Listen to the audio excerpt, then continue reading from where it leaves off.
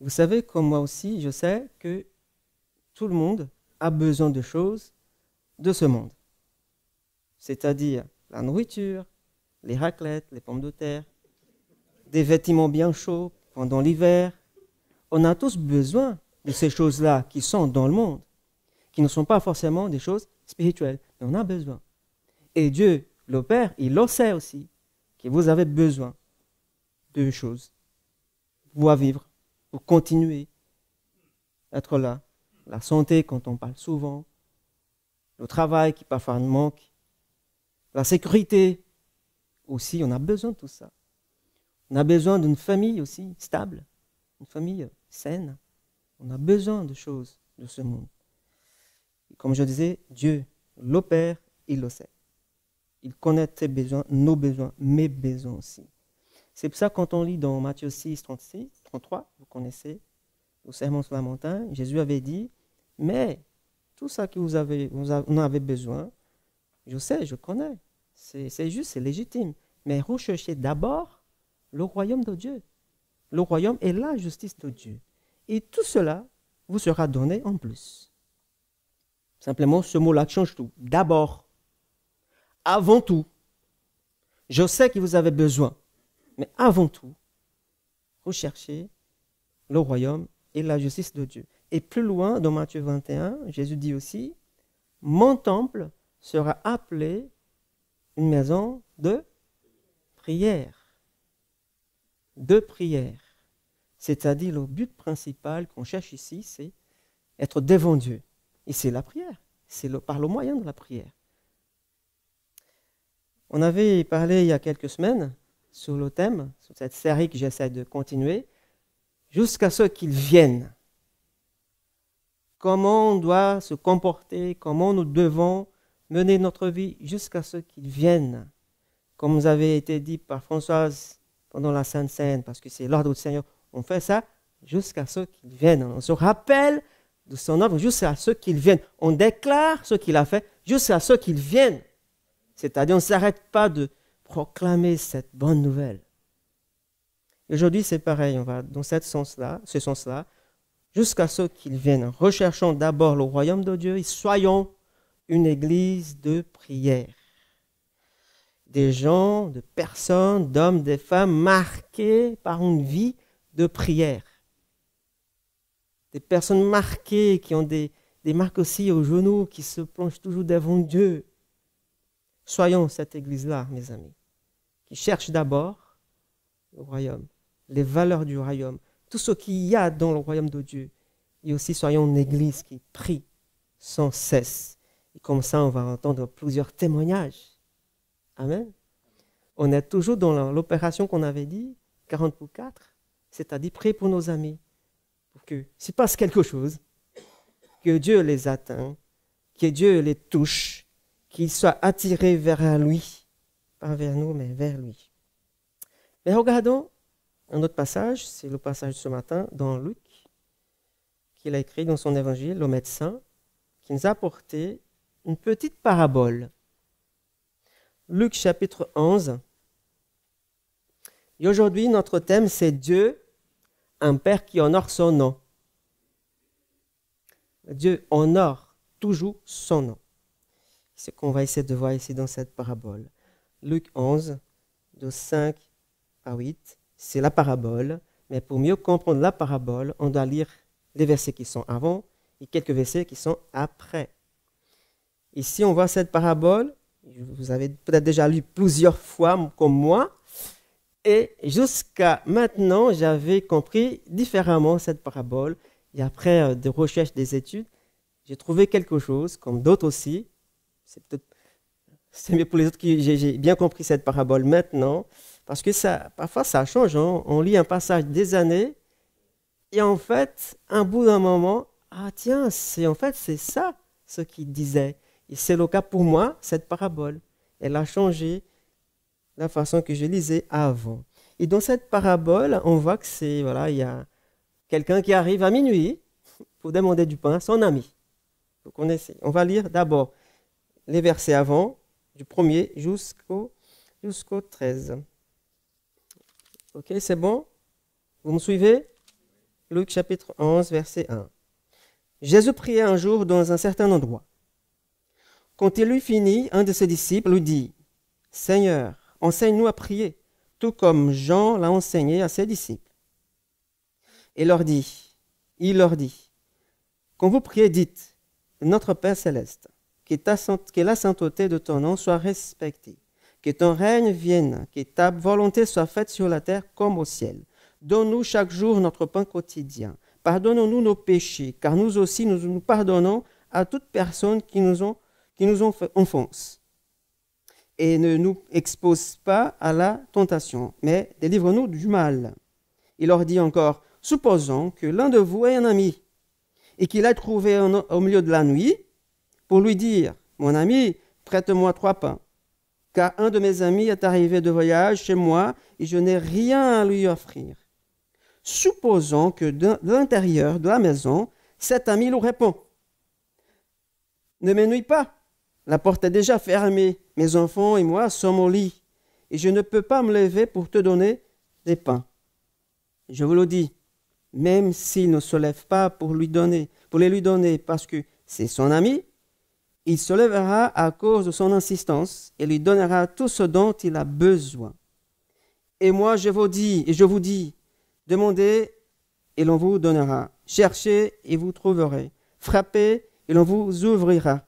En effet, tous ceux qui demandent reçoivent, celui qui cherche trouve, et l'on l'ouvrira à celui qui frappe. Quel père parmi vous donnera une pierre à son fils s'il lui demande du pain? Ou bien s'il demande un poisson, lui donnera-t-il un serpent au lieu d'un poisson? Ou bien s'il demande un œuf, lui donnera-t-il un scorpion? Si donc, mauvais comme vous l'êtes, vous savez donner de bonnes choses à vos enfants, le Père céleste donnera d'autant plus volontiers le Saint-Esprit à ceux qui le lui demandent. Amen.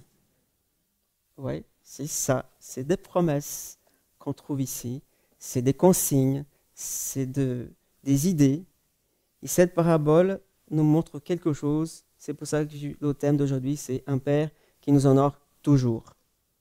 Honore son nom, pardon. Pas nous. Il honore son nom. Mais comme c'est le cas pour toutes les paraboles de Jésus, c'est pour ça que j'ai pris le temps de méditer ce passage, de regarder de plus près. Il faut regarder toujours et bien comprendre le contexte dans lequel la parabole a été racontée et manifestée. C'est-à-dire le contexte d'origine et culturel. Alors, nous voyons dans cette parabole, dans ce passage, que Jésus raconte cette parabole. Pourquoi? Parce que ses disciples, d'abord, ont demandé quelque chose, n'est-ce pas? C'est le motif que la parabole est là. Parce que les disciples voulaient apprendre à faire quoi? À prier. Comment prier? Comme Jésus.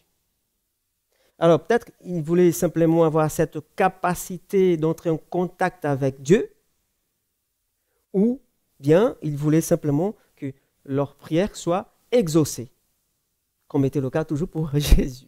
Sauf une prière que Jésus avait faite, qui n'était pas exaucée comme il voulait. C'est-à-dire, éloigne-moi de ce verre, comment on appelle le truc, j'oublie, la coupe, pas le verre, la coupe de moi. C'est la seule prière qui n'était pas exaucée comme Jésus voulait, mais tous les autres étaient exaucés.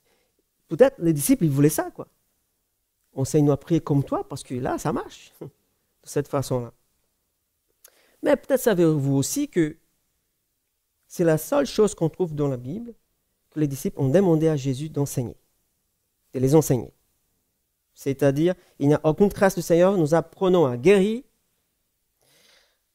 Il n'y a une seule ligne, on lit, par exemple, Seigneur, enseigne-nous à diriger une église. Enseigne-moi à conseiller les gens. Il n'y a pas cette demande-là. À chasser les démons, à administrer la justice, à changer la culture, à évangéliser. Même pas à prêcher, il n'y a pas ça. Il n'y a personne qui demande ça à Jésus. Sauf, enseigne-nous à prier. Juste ça. Pourquoi?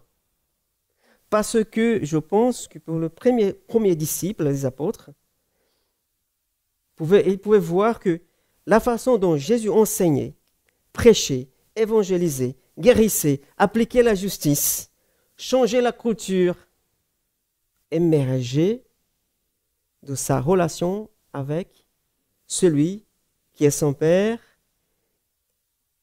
Et c'est à cause de ça. Jésus, il a pu faire tout ce qu'il fait à cause de sa relation et grâce à sa relation avec Dieu. Et c'est ça que je pense que les disciples voulaient avoir. Comment entrer en contact avec Dieu pour pouvoir vraiment faire ce qu'on doit faire. Qu'il puisse nous montrer et nous guider. Seigneur, enseigne-nous à prier. Je pense qu'ils ont constaté, les disciples, que la clé, c'était la prière. C'était le moyen pour entrer. Seigneur, enseigne-nous à prier. Mais en fait, on doit interpréter cette demande dans un sens plus large. Ce n'est pas en disant, Seigneur, enseigne-nous les nouvelles techniques de prière pour pouvoir vraiment atteindre ce qu'on veut, la guérison, la recherche d'un travail, un mariage, voilà, une solution pour tel problème, mes enfants qui se sont éloignés de toi. Non, ce n'est pas des techniques qu'ils veulent savoir.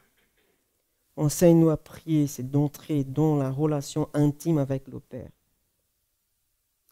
Et là, après cette demande, Jésus montre et dit cette petite parabole qu'on appelle souvent du Notre Père, comme Matthieu aussi a raconté.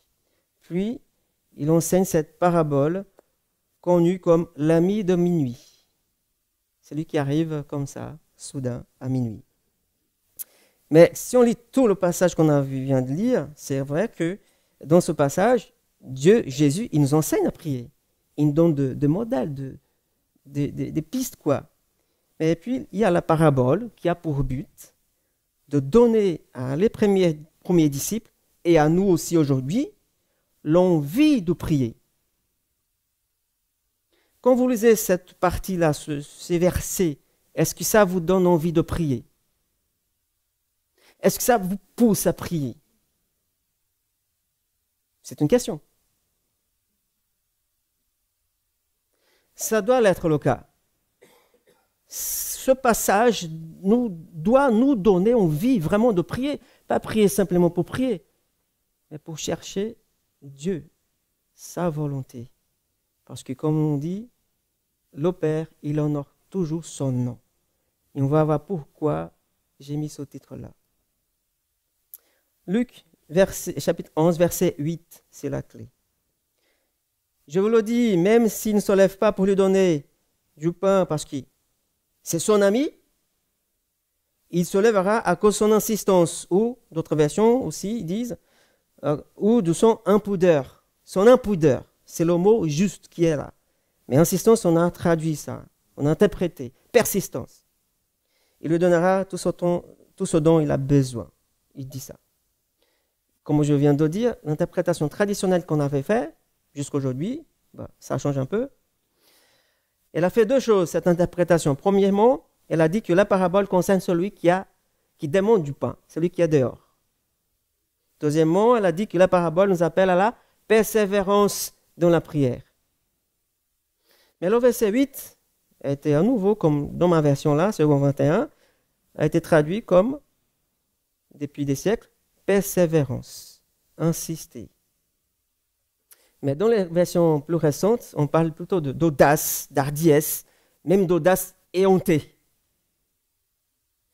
Mais cette interprétation occidentale qu'on a aujourd'hui n'expose pas clairement ce que Jésus veut révéler pour nous. Il y a quelque chose de caché qu'on n'a pas encore creusé. Au moins, moi, je n'avais pas creusé avant. Et grâce au travail d'un missionnaire théologien qui s'appelait, il est déjà mort, bien sûr, Kenneth Bailey, qui a passé 35 ans à l'étranger, il a étudié, il a enseigné la théologie au Liban, en Syrie, en Jordanie, en Israël.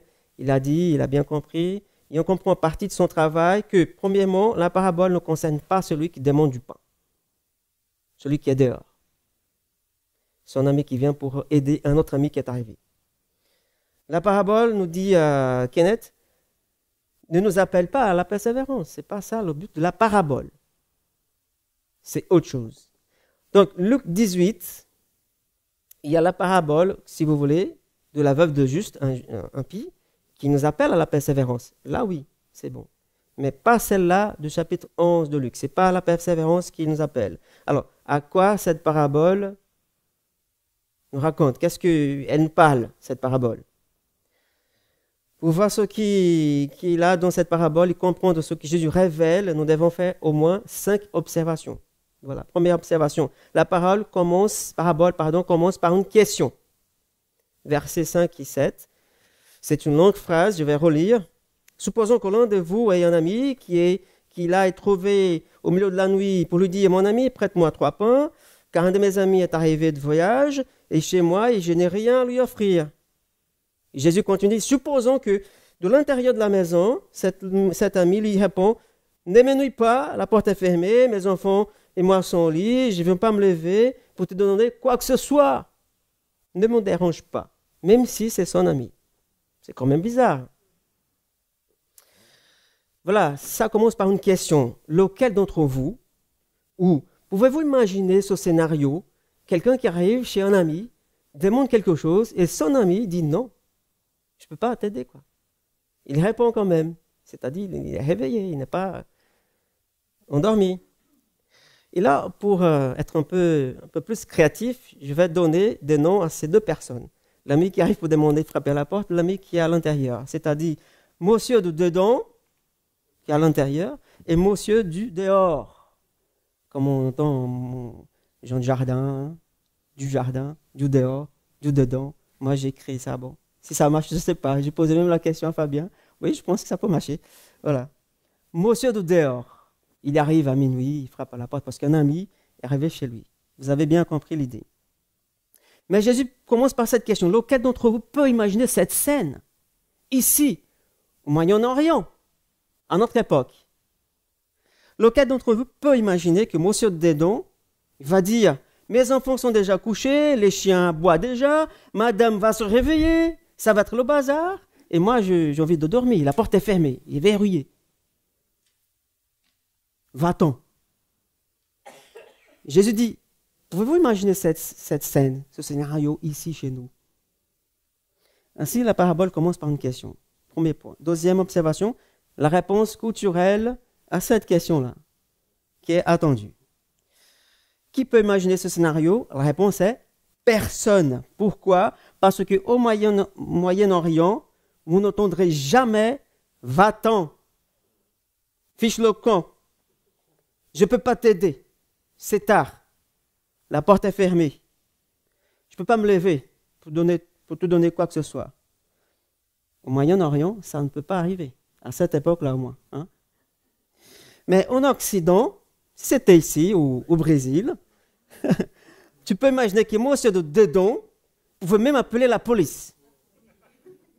Ne me dérange pas, c'est qui Mais il sait, elle connaît la voix, mais bon, bref. Pas au Moyen-Orient, ça ne marche pas. C'est tout simplement impossible. Alors, pouvez-vous imaginer ce scénario? La réponse est non. Pourquoi? Troisième observation, à cause des valeurs culturelles essentielles trouvées dans la parabole. Ces valeurs culturelles sont l'hospitalité et l'honneur. L'hospitalité et l'honneur. C'est-à-dire éviter la honte. Et juste pour avancer les choses déjà, le mot qu'on a traduit pour persévérance, c'est impudeur. C'est-à-dire éviter la honte. On va voir qu'il s'est inversé dans ce qu'on a traduit. Alors Jésus dit que monsieur de dedans se lèvera, il lui donnera autant qu'il en a besoin, parce que monsieur de dehors a besoin de plus de pain. Mais il ne va pas se lever à cause de son amitié. C'est à cause de son impudeur. Il va devoir aller chercher des oignons, des carottes, des raclettes, des pommes de terre, des haricots, de tout, pour pouvoir le besoin de son ami. Et plus encore, dans cette culture-là, l'ami qui est arrivé chez monsieur de dehors, en fait, est l'invité de tout le village dans cette culture-là. Pas seulement du monsieur de dehors. Alors, le monsieur de dedans, il en est conscient que cet ami qui arrive à minuit, en fait, c'est l'invité de lui aussi, de tout le village. C'est la mentalité, la culture là-bas. Alors, monsieur de dehors offre l'hospitalité à cet ami qui arrive au nom de tout le village, de toute la ville. Vous comprenez ça? Observation 4. Le mot, on a déjà évoqué un peu, utilisé par Jésus dans la parabole. C'est le mot en grec anaideia, c'est-à-dire impudeur. Mais en fait, c'est un mot trop difficile de traduire. C'est pour ça qu'en lisant tout le passage, il y a au milieu cette partie que Jésus répond comment on doit prier. Les gens disent, peut-être c'est insistance, c'est persévérance, parce que frapper, chercher, demander, c'est insister quand même. Et l'ami qui arrive à minuit demande de l'aide, mais il n'a pas insisté. Vous avez remarqué, il n'a pas insisté avec son ami. On imagine même que son ami est rentré chez lui sans rien. Parce que la parabole finit sans la solution. Et en fait, ici, on a essayé de traduire par insistance, audace ou hardiesse, comme on a déjà dit. Mais il faut comprendre qu'au 1er siècle, il n'y avait pas de dictionnaire. Et si on avait un, ce mot-là n'existait pas dans le dictionnaire, insistance. C'était anaïda ou impudeur. Et la version grecque correcte, ce serait à cause de son impudeur. Et la compréhension la plus courante serait pour éviter la honte. Vous vous souvenez? Il ne veut pas se lever, même s'il est son ami, mais il va se lever pour éviter la honte. C'est la bonne traduction. Et la Bible Summer a fait ça, le travail. Si vous en avez une, il dit exactement ça. Pour éviter la honte. C'est la seule qui dit correctement, à mon avis, il y a des érudits qui ont fait des études qui ont dit la même chose. Voilà, dans la culture de Moyen-Orient, sont des cultures basées sur la honte, sur l'honneur. Pas comme ici. La honte ici, c'est plutôt la culpabilité. Mais là-bas, la honte, c'est l'honneur. C'est éviter le déshonneur. C'est une honte, c'est un déshonneur, tout ça. Oui, au Moyen-Orient, il existe des règles, bien sûr, mais la vie quotidienne, comme on nous dit, est pratiquement régie par la honte. Pas la honte au sens qu'on utilise ici, culpabilité, mais éviter la honte. Par exemple, en Occident, les parents disciplinent leurs enfants en disant « c'est mal ça ». Mais là-bas, en Asie aussi, au Moyen-Orient, les parents disciplinent leurs enfants en disant « c'est honteux ». C'est une honte, ça. Ça déshonore le nom de la famille. Au même temps, non. Ce n'est pas la culpabilité, mais c'est la honte. C'est leur valeur. Le valeur qui était ici dans cette parabole, à l'époque de Jésus. Voilà. Si le mot alors signifie éviter la honte, pourquoi nos Bibles d'aujourd'hui, certaines Bibles, ont traduit par insistance? Peut-être c'est parce qu'ils n'ont pas bien compris ou ils ont eu du mal de comprendre cette relation entre comment demander du pain peut éviter la honte.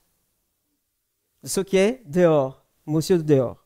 Mais en fait, le mot éviter la honte, c'est lié à la personne qui est à l'intérieur. Au monsieur de dedans. Éviter sa honte à lui et la honte du village.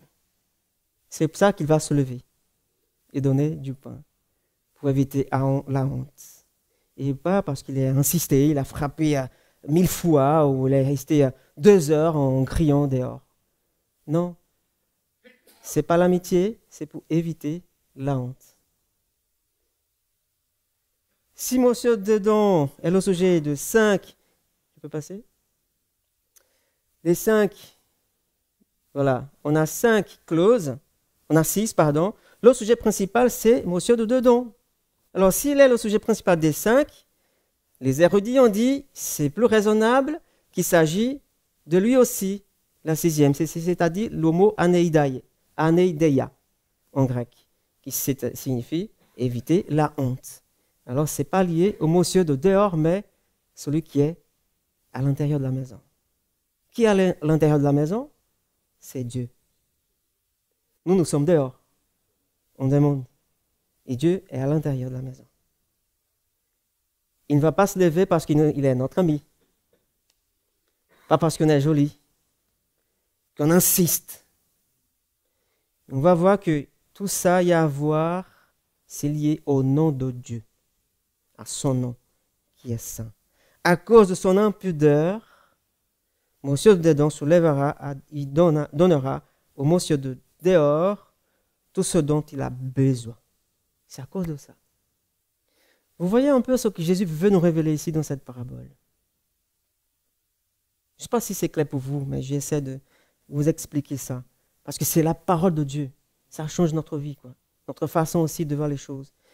Voilà, même si monsieur de dedans est dérangé pour monsieur dehors, par monsieur dehors, celui qui est à l'intérieur se lèvera et donnera à son ami qui est là, dehors, tout ce dont il a besoin, pas par amitié, mais parce qu'il veut que la rumeur, parce qu'il ne veut pas que la rumeur circule dans le village le lendemain matin pour dire qu'il n'a pas aidé cet homme. Quelle honte!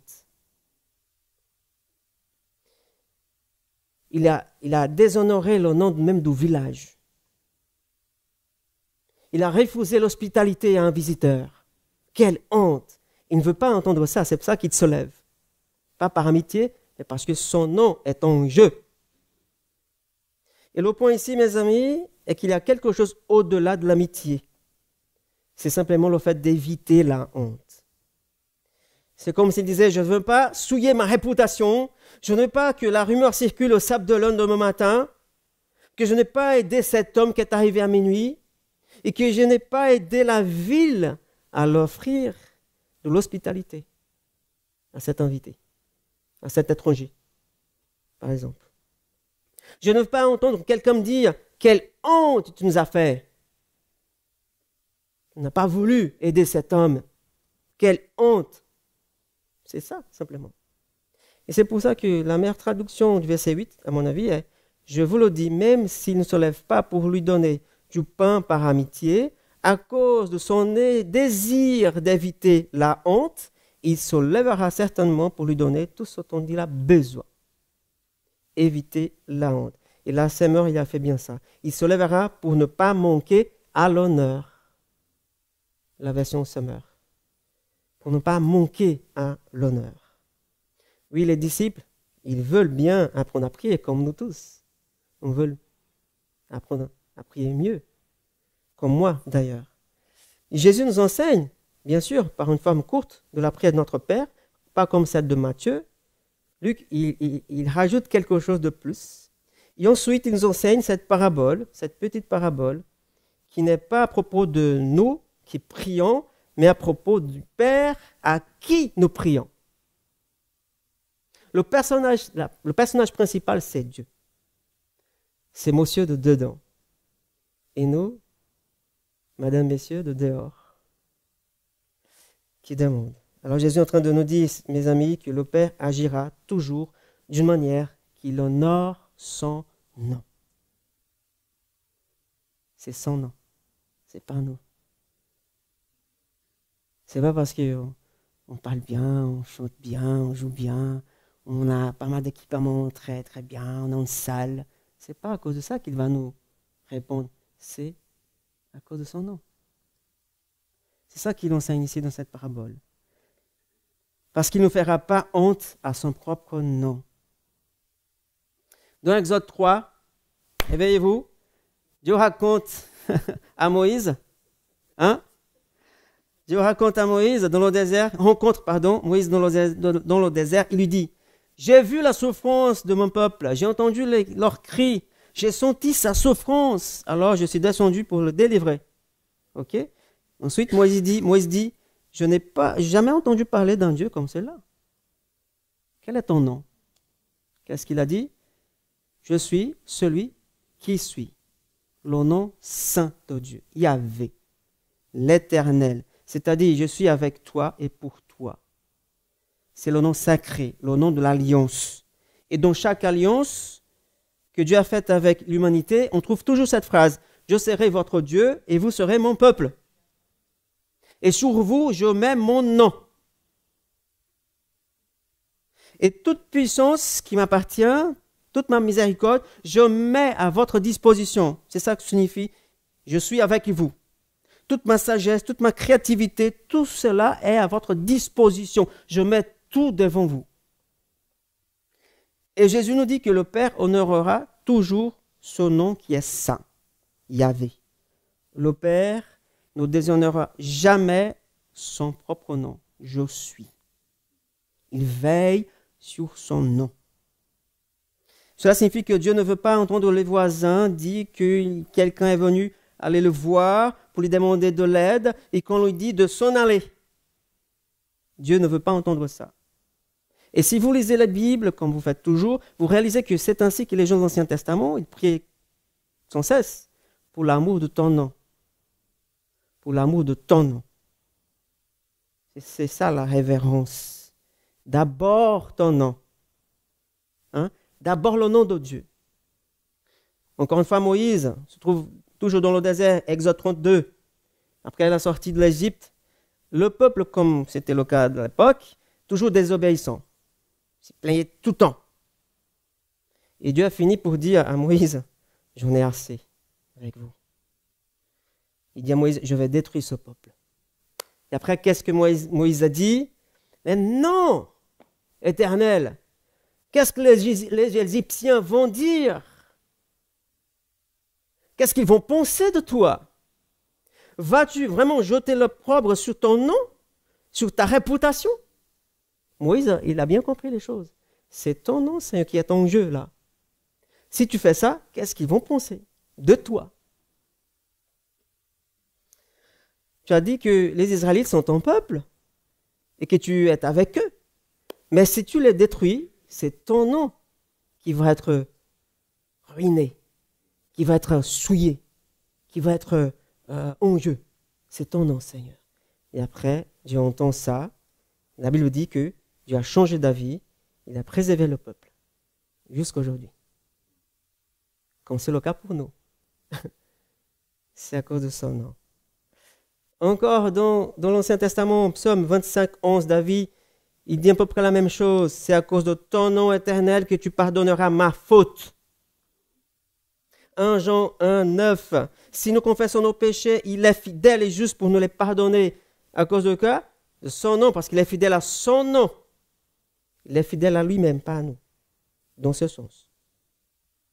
On chante, on dit, il est fidèle d'abord à lui-même, à son nom.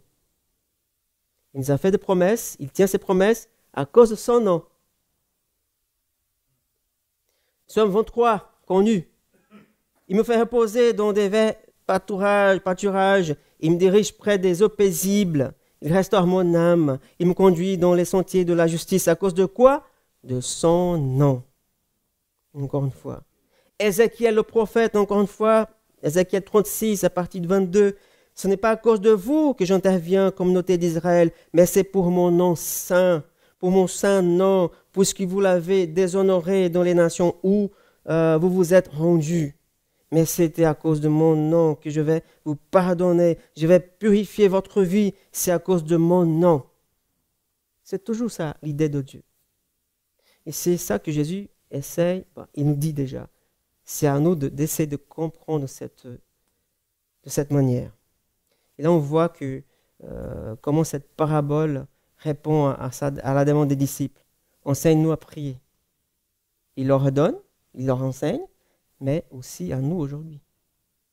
Il donne cette merveilleuse, on va dire, assurance dans la prière, parce qu'on demande, et grâce et à cause de son nom, il nous répond. Pas à cause de mon insistance, mais dû à son nom. Oui, mes amis, le Père nous aime. Le Père nous aime. Oui, Jésus dit que nous pouvons compter sur lui, car le Père honorera toujours son nom. Et on peut même nous appuyer là-dessus, Seigneur, à cause de ton nom. Parce que nous sommes ton peuple, nous avons ton nom sur nous. À cause de ton nom. Et ce qui nous aide à comprendre encore plus, c'est ce que Jésus dit après la parabole. Versets 9 et 10. Demandez, cherchez, frappez. Demandez, cherchez, frappez. Ce n'est pas un appel à la persistance, ce n'est pas ça. C'est parce qu'on demande toujours, c'est l'insistance, ce n'est pas ça. C'est à cause du nom de Dieu. C'est parce qu'on ne va pas épuiser Dieu, nous fatiguer. Ce n'est pas ça. On demande, on cherche, on frappe, parce qu'on sait qu'il veille sur son nom. Parce que Jésus dit quelque chose qui peut arriver, qui peut se produire toujours quand on demande, quand on cherche, quand on frappe. Il y a toujours quelque chose qui se passe. Et ce verbe-là sont toujours au présent. Et en grec, en fait, c'est une action continue. C'est-à-dire continuer à demander, continuer à chercher, continuer à frapper. Pourquoi? Eh bien, verset 10, vous recevrez, vous trouverez, qui sont aussi au présent. Continuez à demander parce que vous allez continuer à recevoir. C'est continu. C'est comme Matthieu 28, 20, qui Jésus nous dit, allez dans le monde et faites des nations de tous les disciples. Mais en allant dans le monde, c'est-à-dire continuellement, ce n'est pas une seule fois, mais le fait que vous êtes là, faites ça continuellement. C'est le même principe. Donc Jésus dit, celui qui continue à demander, reçoit. Celui qui continue à chercher, trouve. Il dit que si nous continuons à prier, il se passe quelque chose. Qu'est-ce que se passe, Joël? J'ai trouvé quelque chose, c'est Mère Teresa qui avait dit un jour, une missionnaire en Inde, qui répond le mieux à cette question en disant, lorsque nous continuons à prier, nous augmentons notre capacité à recevoir. Lorsque nous continuons à demander et à chercher, nous augmentons notre capacité de recevoir Dieu lui-même. C'est comme si on grandit, pour pouvoir recevoir, contenir ce qu'il va nous donner. C'est comme si moi je dois reprendre du poids, pour avoir plus de place, plus d'espace en moi, qui puisse venir en moi. C'est ça l'idée que ma mère Teresa, elle avait bien compris. Le fait de frapper continuellement, chercher, demander, c'est pour recevoir cette capacité, augmenter notre capacité de recevoir. Ainsi, si vous regardez le verset 13, la dernière ligne du passage, Luc, il ajoute ça, le Père Céleste donnera d'autant plus volontiers le Saint-Esprit à ceux qui le lui demandent. Et comme disait Saint Augustin, le Saint-Esprit est un don de Dieu. Il a dit que le Saint-Esprit est l'incarnation de la relation d'amour entre le Père et le Fils. Le Père aime le Fils et le Fils aime le Père. Le Père se réjouit dans le Fils et le Fils dans le Père. Et le Saint-Esprit est l'incarnation de cet amour et de cette joie. C'est le lien. Le Fils a déclaré que le Père donnera le Saint-Esprit, comme il est marqué ici, à ceux qui le lui demandent. Est-ce que vous demandez ça? Ah oui, j'ai déjà le Saint-Esprit, oui.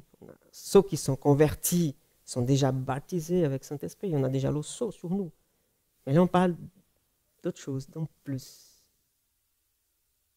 D'avoir plus. Parfois, on appelle ça de la plénitude. Plus de puissance. Plus de capacité, des dons spirituels. Le Père donnera le Saint-Esprit à ceux qui le lui demandent. Parce que le Père ne fera pas honte à son nom. Tout ce dont nous avons besoin, c'est quoi en fait? C'est de Dieu. C'est de lui-même. Oui, on a besoin de la nourriture, bien sûr, des vêtements. Mais d'abord, Dieu. C'est ça qu'on a vraiment besoin. C'est ça que Jésus dit ici. Tout ce dont vous avez besoin, c'est Dieu lui-même. C'est le Saint-Esprit en vous. Alors, peut-on imaginer aller voir Dieu le Père un jour, au nom de Dieu le Fils, et lui demander plus de lui-même et être renvoyé les mains vides? Pouvons-nous imaginer ce scénario-là? De venir vers Dieu, lui demander quelque chose au nom de son Fils, avec sincérité et envie, et être renvoyé en disant « Va-t'en, j'ai rien pour toi. » Ben non, c'est impossible. Parce que Dieu honore son nom. C'est ça que Jésus nous dit ici. Et donc, mauvais comme nous sommes, nous dit Jésus, nous savons donner des bonnes choses à nos enfants, à combien plus de forte raison le Père Céleste se lèvera de son trône et nous donnera tout ce dont nous avons besoin, c'est-à-dire, encore une fois, plus de lui-même. Le Saint-Esprit, il donnera à qui? À ceux qui le lui demandent. Et ma question pour vous aujourd'hui, et elle revient à moi aussi, pourquoi veux-tu plus de Dieu? Parce que si je pose la question à chacun d'entre vous, est-ce que vous voulez plus de Dieu? Vous allez dire oui. Mais pourquoi? Pour faire quoi avec? À quel but? Pour quelle raison on a envie d'avoir plus de Dieu? Pour faire simplement des expériences? Non. Pour faire quoi? Réfléchissez dans votre cœur. Pourquoi j'ai besoin d'un plus de Dieu? Plus de lui en moi-même. C'est ça que Jésus nous enseigne. Demandez plus de lui.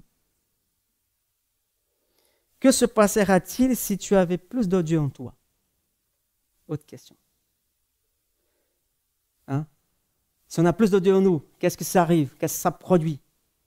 Quelqu'un? Des fruits. De la lumière dans les ténèbres. Hein?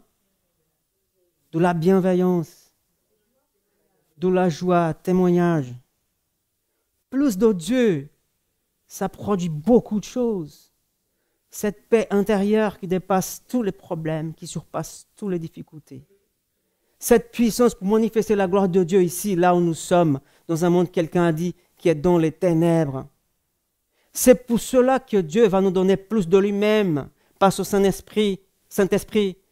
Parce que si on a ces genres de réponse, il va dire oui. C'est parce que je veux faire ça pour toi, Seigneur. Je veux être plus impliqué dans ton royaume. Et Dieu ne va pas déshonorer son nom, il va te donner en abondance même. C'est ça que je demande à Dieu. Donne-moi plus de toi, Seigneur, ton Saint-Esprit en moi, de manière que je puisse accomplir encore d'autres choses pour toi et pour ton royaume. Pas simplement pour faire des frissons, de faire des choses comme ça. Mais non, c'est pour être ton outil, ton instrument là où je suis. C'est pour ça que Dieu veut donner à nous tous cette plénitude Saint-Esprit, pour accomplir une tâche. Plus de Dieu, nous serons plus en paix face aux afflictions. Plus de sainteté chez nous, quoi. Nous serons plus engagés dans son royaume, vraiment impliqués. On va donner tout ce qu'on a, ce qu'on est à Dieu pour son royaume, parce qu'on a plus de lui en nous-mêmes. C'est pour ça que j'ai commencé ce sermon-là avec ce passage de Jésus, quand il dit « Recherchez d'abord le royaume ». Et tout le reste va suivre. Ne vous inquiétez pas. Ne vous inquiétez pas, mes amis. Mais recherchons jusqu'à ce qu'il vienne le royaume d'abord. Et continuons à demander, vraiment à demander, à chercher, à frapper. Soyons une église de prière qui cherche la volonté de Dieu. Être rempli de lui-même. Qui sont ceux et celles aujourd'hui qui veulent plus de Dieu? Moi, je suis là, déjà debout. Plus de Dieu. Mais rappelez-vous, pour faire quoi avec? Si vous prenez cet engagement avec Dieu, il va te donner. Fais attention à ce que tu demandes à Dieu. Parfois, ça marche. Hein? Cet engagement, c'est sérieux. Et Dieu va faire répandre l'évangile ici dans cette région. J'en suis sûr. Si nous tous, les églises qui sont là, demandent que ça, avoir plus de Dieu, plus de Saint-Esprit, faire des choses incroyables en son nom, chasser les démons, guérir les malades, proclamer l'évangile, les corps vont être touchés. Parce que c'est le Saint-Esprit qui va agir à travers nous. Amen. Alors ceux qui ont dit oui, on va se lever, on va demander à Dieu. Simplement. On va demander, on va frapper. On va chercher aujourd'hui. Donne-moi plus de toi, Seigneur. Donne-moi ton Saint-Esprit. C'est ça que Jésus dit. Demandez. Et le Saint-Esprit vous serait donné. C'est un plus. Et ce n'est pas une seule fois. Hein. Je vous rappelle. C'est tout le temps. C'est continu. On demande ça à Dieu. Remplis-moi, Seigneur, de ta présence. Alors, si vous voulez prier à haute voix, comme vous voulez, dans ton cœur et dans votre cœur, en demandant simplement ça. Seigneur, honore ton nom, Père. Honore ton nom et donne-moi ce que tu as pour moi. Et pour ton nom, pardonne-moi, Seigneur. Pour ton nom, Seigneur, Remplis-moi de cette puissance, parce que je veux manifester ta gloire là où je suis. Je veux aussi que ta gloire soit manifestée, tes miracles soient manifestés. Demandons, demandons. Demande mon frère, demande ma soeur. Demande à Dieu. Demandons tous.